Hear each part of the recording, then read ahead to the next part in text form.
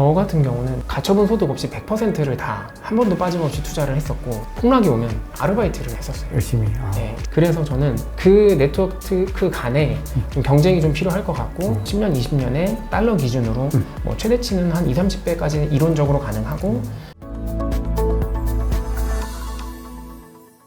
네, 그런데 앞서 또 작가님께서 이제 우크라이나라든지 영국 물량들에 대해서도 말씀을 주셨고, 실제로 미국이 또 굉장히 많은 물량들을 가지고 있는데, 네. 이게 좀 재밌는 게 이 트럼프 전 대통령이 국가 전략적 자산이다 이렇게 주장을 하고 나서 이틀 만에 바로 지갑이 좀 이동하는 맞아요. 그런 움직임들이 보여지는데, 이게 어떻게 보면 좀 다분히 좀 의도가 좀 있다라는 우리 좀 심증은 좀 생기는데, 네. 어쨌든 이것들을 매도하려는 목적보다는 뭔가 좀 다른 목적이다, 코인베이스 커스터디에다가 뭐 맡기려는 목적이다, 뭐 이런 이야기들도 나오는데 어떻게 보시나요? 이거 진짜 그냥 순전히 저의 내피셜이고 음모론인데, 네. 트럼프가 암호화폐에 대한 이미지를 다 가져가고 가격이 같이 오르면 더 사실 우호적인 상황이 펼쳐지니까, 그냥 바이든 정부에서 이걸 좀 제어하고자 그냥 옮긴 거 아닐까라는 정도의 그냥 저만의 생각을 하고 있습니다. 네, 이건 어떻게 보면 합리적인 의심이고, 네. 실제로 그 의도는 좀 다분하게 있을 것 같아요. 네, 그건 어쨌든 패를 진 사람이 쓸 수 있는 카드니까. 그렇죠. 지금 우리가 집권하고 있다, 이걸 갖다 좀 보여주려는 의도가 네네. 아니었나 그 생각을 하는데, 네. 자, 그러면 우리가 처음에 시작할 때 이제 조금 다른 얘기로 넘어가 보면, 이제 직장 생활 하시면서 굉장히 많은 또 자산들을 모으셨는데, 올해 남은 기간에 만약에 직장인들의 관점에서 생각을 했을 때는 어떤 식으로 투자 전략을 가지고 가면 가장 좋을까요? 개인적으로 생각하는 건 모든 투자의 기본은 노후 준비다라고 생각을 하고 있거든요. 네. 그래서 현실적으로 지금 평범한 직장인이 갑자기 1억 원이 생겨가지고 비트코인 하나를 사는 게 쉽지 않아요.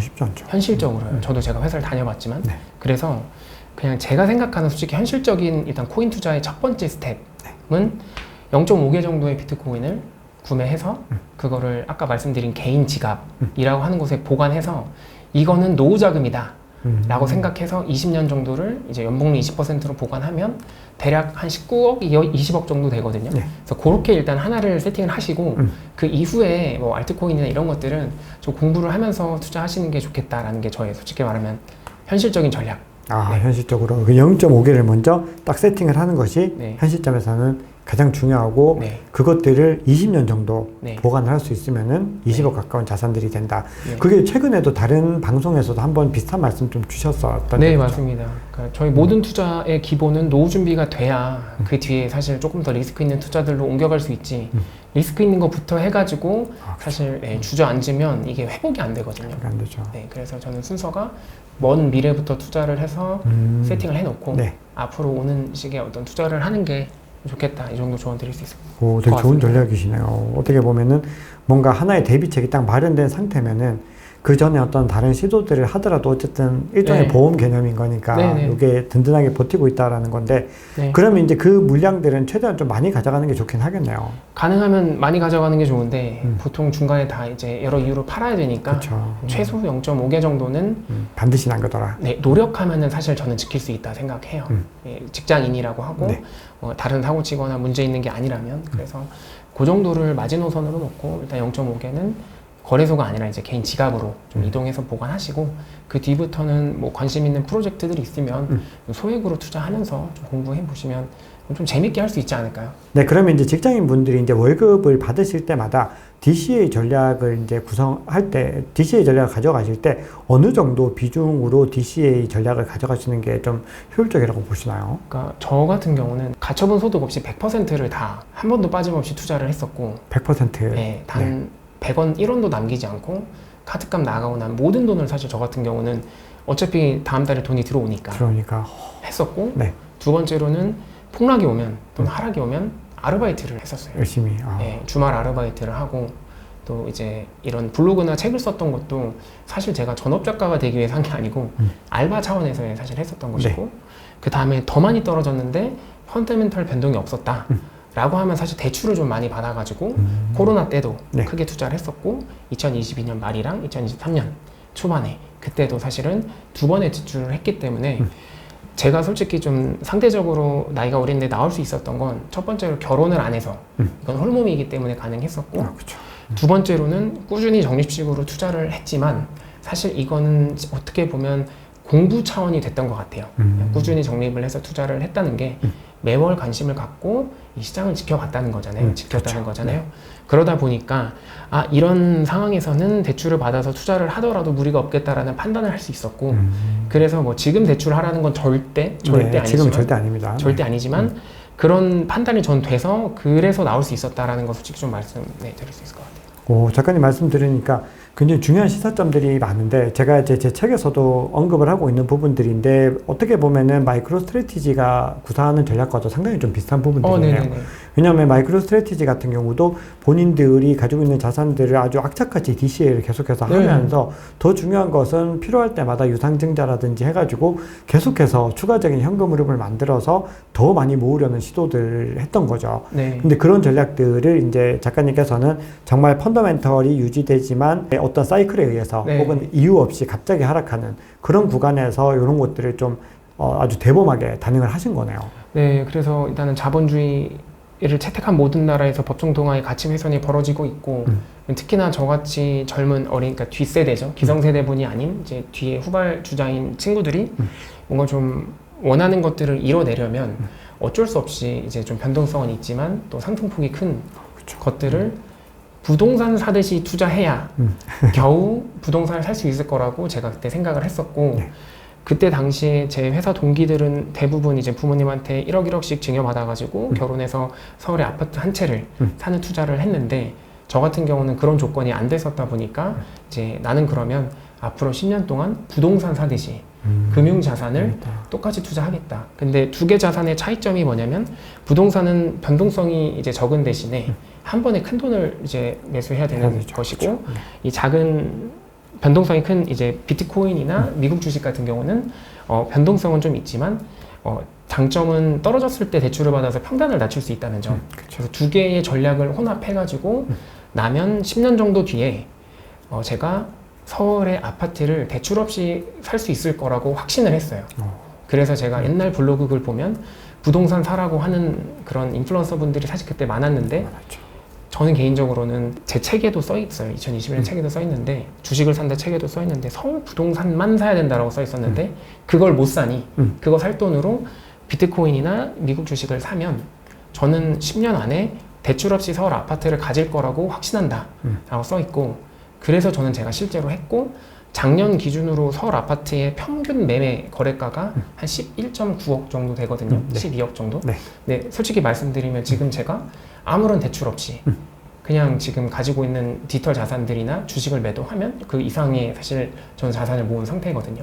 그래서 저는 제 전략이 유효했다라고 사실 자신 있게 이제 와서 말할 수 있고 지금 그걸 매도해서 서울 아파트를 사지 않는 이유는 이게 앞으로 10년, 5년 동안 더 많이 오를 거기 때문에 그래서 지금 전략은 만약에 결혼을 해서 어떤 부동산에 지출을 해야 된다면 그냥 비트코인 한 개를 팔아서 5년 정도의 월세가 나오잖아요. 200만 원 월세 만약에 그렇다고 하네요.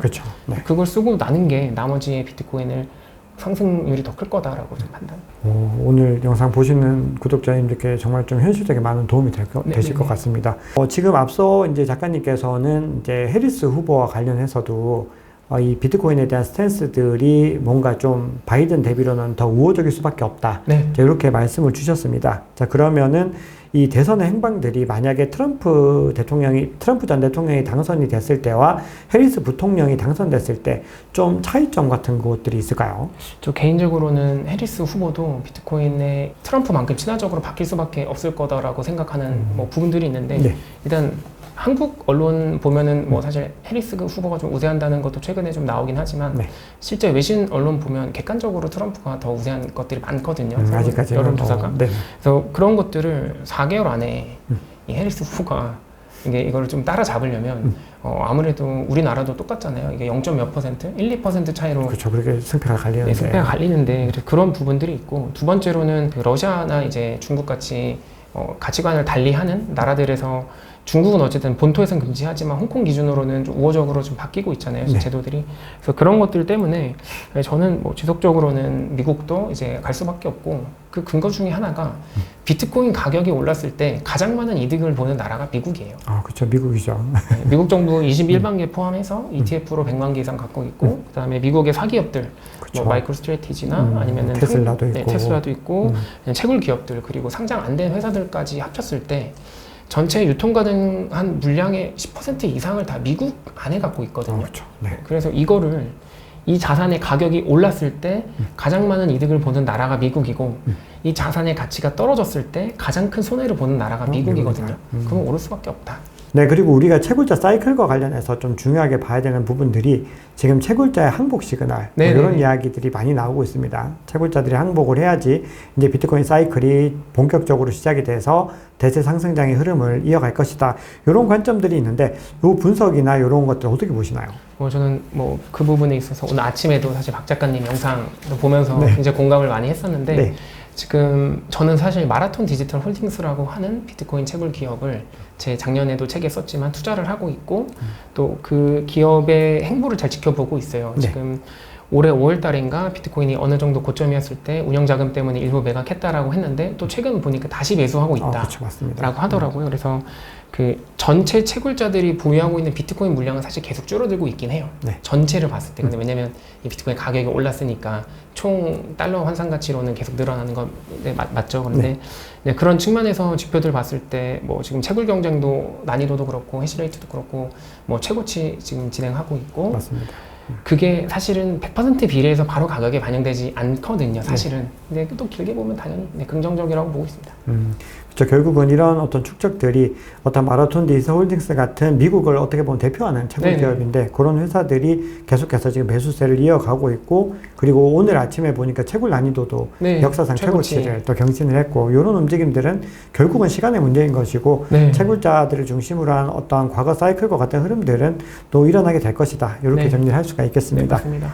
자, 그러면 이제 또 이제 채굴 관련해서는 여기까지 이제 여쭤보면 될 것 같고 이제 알트코인 이야기들을 조금 더 이어가 볼 텐데 우리가 지금 좀 중요하게 봐야 되는 게 이더리움 현물 ETF 이슈들이 있습니다. 지금 이더리움 현물 ETF가 역시나 예상대로 출시가 되니까 그레이스케일에서 물량들이 좀 빠지고 있는데 요 흐름들 언제 정도까지 이어질 거라고 보시나요? 뭐 근데 사실 이것도 따지면 이더리움도 그냥 수요 공급 측면에서의 문제이기 때문에 그냥 그런 측면에서 봤을 때는 언제까지 빠지고 이런 건 솔직히 저는 좀 판단하기가 좀 저는 개인적으로 좀 어려울 것 같고 그냥 이더리움 진영에서 어쨌든 이제 망할 확률이 없어졌다라고 볼 수 있으니까 여기에 이제 더 많은 유스 케이스들을 만들어내는 게 사실상 중요할 것 같아요. 비트코인이랑 똑같지만 여기는 어쨌든 그 위에 많은 프로그램을 올릴 수 있다 보니까 그런 것들을 좀 지켜봐야 되는데 지금 이더리움도 보니까 메인넷도 그렇고 다 텅텅 비었더라고요.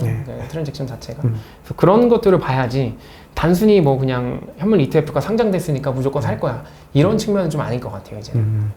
어떻게 보면 이 작가님 말씀에서는 굉장히 일관성들이 딱 보여지는 게 결국은 펀더멘털이 중요한 것이고 거기에서 수요와 공급의 문제들을 판단을 하는 것이지 지금 어떤 이벤트가 생겼다고 해서 계속 막 사람들이 막 열광하거나 이런 것들은 사실 좀 단기적인 이슈일 수 있고 중요하지 않다라는 말씀이신 거네요. 그거 지난 것 같아요. 그러니까 작년, 재작년 막 그런 진짜 그 말도 안 되는 그 도박장일 때 투기장일 때는 그냥 누가 유명한 사람이 샀다고 하면 또 훅 오르고 기대가 되면 오르고 하지만 지금은 이제 많은 시체들을 밟고 사람들이 이제 이성적으로 이 시장을 볼 수 있게 되어 가고 있고 그러다 보니까 각 프로젝트들이 그냥 단순히 뭐가 좋아, 뭐가 나빠 이런 것보다는 진짜 너네가 우리 일상생활에 어떤 서비스를 제공하고 있어? 할 수 있어?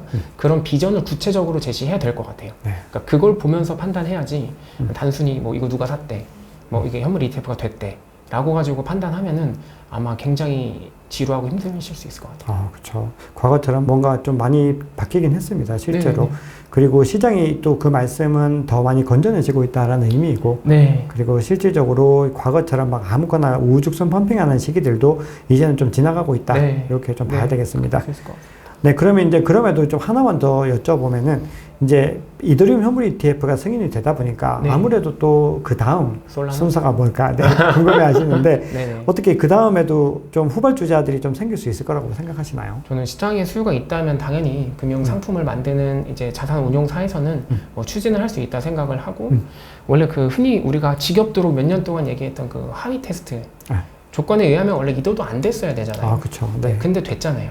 그러면 조건상 다른 이제 후발 스마트 컨트랙트가 구현 가능한 블록체인 프로젝트들이 ETF 대상에 포함되지 않을 이유는 없어요. 없다고 생각을 해요. 네. 그래서 될 수 있는데 그것도 똑같이 말씀드린 대로 존재 가치를 증명해야 된다. 그렇게 그렇죠. 정리할 수 있을 것 같습니다. 너무 감사합니다. 네. 자, 그러면 이제 알트코인 얘기들 간단하게 좀 짚고 네, 가겠습니다. 자, 지금 그러면은 이제 앞서 알트코인 ETF 중에서 이제 이더리움 현물 ETF와 관련해서 어떤 펀더멘탈적인 부분들을 말씀을 주셨습니다. 네. 자, 그러면은 지금 현 시점에서 이더리움 가격 흐름을 어떻게 보고 계시는지와 네. 그런 상황에서 이더리움이 좀 가격 상승을 하려면은 작가님 보시기에는 어떤 측면이 가장 중요하다고 보시나요? 일단 개인 투자 먼저 말씀드리면 저는 99%가 비트코인이고 1%가 이제 그 이더리움, 솔라나 그 외에 예전에 제가 스택스를 좀 쌀 때 많이 샀다가 네. 팔아서 지금 비트코인을 다 바꿔서 이제 아. 지금은 뭐 이더 솔라나 정도만 가지고 있는 상태인데 일단 그 말씀드린 것처럼 그 스마트 컨트랙트가 구현 가능한 네트워크의 어떤 사용 그 트랜잭션이 얼마나 늘어나는지를 좀 사실 저는 보는 게 주식 투자 하듯이요. 그렇죠. 봐야 될 것 같고 네. 일단 우리가 지금 이더리움 네트워크 위에서 주로 하는 것들이 스테이블 코인을 발행한다거나 를 발행한다거나 뭐 아니면은 이제 RWA라고 해서 그 실물 자산 연계 이게 사실 스테이블 코인도 마찬가지 형태죠. 네. 그래서 그런 것들을 얼마나 많이 이제 이더리움 위에서 발행하냐가 중요한데 개인적으로 이제 이더리움이 어쨌든 현물 ETF가 됐기 때문에 수수료랑 속도가 조금 더 이제 경쟁력이 떨어지더라도 글로벌 어떤 기업들이 봤을 때는 어쨌든 건전성을 좀 확보한 상태라서 그렇죠. 그 자체로는 전체 의미가 있을 것 같은데 더 잘 아시겠지만 후발주자들이 주장하고 하겠다라고 하는 게 다 똑같잖아요. 아,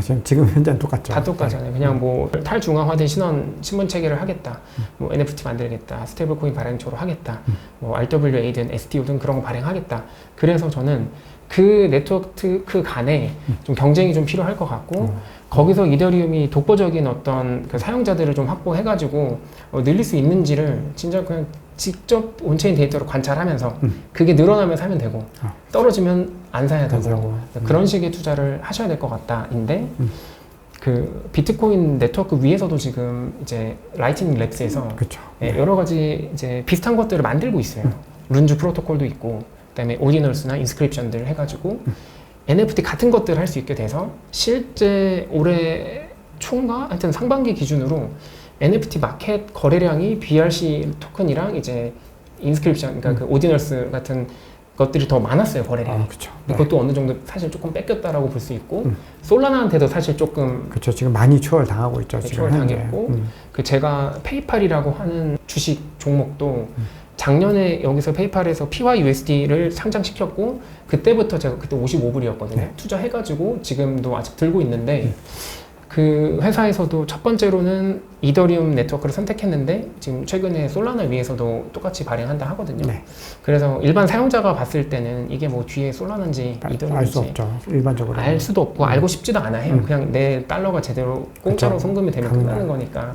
그래서 그런 뒤에 후발주자의 경쟁 네트워크들의 그런 포션이 뺏기는 것들도 좀 잘 봐야 될 것 같고 맞습니다. 기존에 있는 서비스 말고도 이제 뭐 SNS 탈중앙화된 SNS 서비스라든지 또는 탈중앙화된 어떤 데이터 보관을 하는 그런 이제 스토리지 역할을 하는 것들 이런 여러 가지 서비스들이 저는 지금 중앙화로 인해서 벌어지는 문제점들이 조금씩 세상에 나타나고 있고 어느 순간에 이 트리거 포인트가 되면 이제 이 서비스들이 탈중앙화된 네트워크 위로 올라올 거라고 저는 사실 생각을 해요. 네. 그래서 그런 것들을 관찰하면서 투자를 해야지 그냥 막 이거 오르고 언제 옛날에 이쯤 올랐으니까 사야 된다. 이거 진짜 위험한 것 같아요. 정말 맞는 말씀이네요. 네. 어떻게 보면은 이제 작가님께서 말씀 주셨던 부분들이 대부분 다 이제 펀더멘탈이라는 단어로 네. 다 귀결이 되고 그 변화들에 대한 부분들도 다 관찰을 해야 되는데 제가 말씀 이제 들어보니까 처음에 저희 인터뷰 시작할 때 비트코인 맥시는 아니다라고 하셨는데 네. 그래도 지금의 어떤 투자 포트폴리오 상으로는 약간은 그래도 비트코인 맥시에 조금 더 가까운 측면으로 봐도 될까요? 그러니까 그 맥시의 정의를 어떻게 하냐에 따라 좀 다를 수도 있을 것 같은데 저 같은 경우는 우량 자산을 더 많이 산다. 이유는 나의 소중한 월급을 가지고 변동성을 겪고 싶지 않기 때문이다. 인 거지. 다른 것들이 나쁘다라고 생각하지는 사실 않아요. 그렇죠. 맥시들은 좀 다른 의견들을 가지고 있긴 하죠. 비트코인이 아니면 안 된다라는 의견들이 있긴 하죠. 사실. 그 의견에 사실 저는 굉장히 지지를 하고 그분들의 순수함과 열정을 존경하거든요. 네, 하지만 그 현실은 스펙트럼의 개념이라고 생각을 해요. 그러니까 우리가 이상과 현실, 그러니까 사람들은 좀 이분법적으로 판단하기 쉽게 하기 위해서 저 사람 나쁜 사람, 착한 사람 이렇게 구분하는 걸 좋아하고 너는 맥시야 아니야 이렇게 하는 거를 사실은 인지 부조화 때문에 더 선호하긴 하는데 진짜 현실 세계는 스펙트럼이라서 흑백으로 나누는 것이 아니라 흑과 백이 있고 투명이 있고 무가 있고 그 사이에 엄청난 색깔들이 있다. 스펙트럼이 있기 때문에 그런 측면에서 이 알트코인들도 이제 바라봐야지 현실적으로 없어지지 않았잖아요. 그렇죠. 그리고 이더리움 현물 ETF 안 됐어야죠. 근데 됐잖아요. 그렇죠. 네, 그래가지고 그런 것들을 그러니까 저도 마음은 이상을 추구하지만 현실에 살고 있는 사람이니까 그 객관적으로 볼 필요가 있다라고 생각하는 거고 지금은 네, 그 어떤 네트워크도 사실은 그런 독점적인 서비스를 만들어낸 곳이 아무도 없잖아요. 네, 그래서 그런 것도 경쟁하는 걸 좀 지켜보는 게 재밌을 것 같아요. 그래서 비트코인 진영에서도 지금 최근에 그 멀티에셋 다중 지원하는 것들이 좀 나와서 이제 이론적으로 그 스테이블 코인을 발행할 수 있게 됐거든요. 네. 그런 것도 지켜보면서 누가 과연 승자가 될지 누구 말이 맞을지를 좀 구경하면 좋을 것 같고 비트를 산 이유는 어쨌든 수요 공급 측면에서 희소성이라는 게 완벽하게 구현이 됐고 저는 똑같은 희소성을 구현한 자산이라면 역사성이 중요하다 생각하거든요. 근데 비트코인의 역사성을 빼앗을 수가 없잖아요. 다른 코인들이. 맞아. 그래서 제가 표현하는 게 비트코인은 맛집이고 나머지들은 맛집이다. 맛이 똑같아도 우린 여길 간다. 굉장히 좋은 비유네요. 네, 그렇게 보고 있습니다. 잘 알겠습니다. 자, 그럼 전체적으로 이제 작가님께서 보고 계신 시장의 어떤 흐름들, 그리고 시장에 대한 관점들을 많이 확인을 했는데, 자, 그러면은 이제 이들음 질문들을 이제 한 가지 정도만 좀 더 이어가고 싶은데, 비트코인 가격이 이번 대세 상승장에서는 대략적으로 한 2억 정도 정점을 찍을 것이다. 이렇게 네, 바람과 희망을 같이. 바람과 희망을 가지고 계시면 그럼 조금 더 장기적으로 봤을 때 10년 후, 20년 후 관점들은 굉장히 마이클 세일러라든지 캐시우드 이런 분들은 정말 불리시한 관점들을 제시하시는데 작가님은 어느 정도로 생각하시나요? 대략적으로 한 10년 정도 바라봤을 때. 저는 그냥 객관적으로 말했을 때 지금 비트코인이 1달러 된 게 2014년이고 금의 시가총액의 10%를 따라오는데 10년 걸렸거든요. 전 나머지 90%를 따라잡는 데는 이 초연결된 세상에서 이제 모든 정보가 다 실시간으로 공유되는 이 세계에서 나머지 90%를 따라잡는 데는 전 한 10년이면 충분하다 생각하거든요. 네. 그러면은 지금보다 10배가 오르겠죠. 근데 그리고 나서도 화폐 가치가 만약에 같은 기간 똑같이 하락을 하고 또 그 외에도 비트코인 위에 레이어가 쌓이면서 탈중앙화된 어떤 서비스들이 만약에 실제로 올라가서 유스케이스까지 만들어낸다면 제가 생각하는 10년, 20년에 달러 기준으로 최대치는 한 20, 30배까지는 이론적으로 가능하고 최소 10배는 가능하다. 그래서 저는 비트코인을 가지고 이거 한 개만 사면 이제 내가 5년 뒤에 시그니엘 갈 거야. 이런 허황된 상상을 하는 것도 사실은 좀 주의할 필요가 있고 반대로 또 이제 그러니까 허황된 상상도 조금 경계를 해야 되고 망할 거라고 하는 극단적인 상상도 경계를 해야 되고 그냥 이 자산을 가지고 있으면 한 20년 뒤에 20배 정도는 확실하게 갈 수 있으니 본인이 원하는 미래만큼 이거를 모아두셔라 이렇게 생각.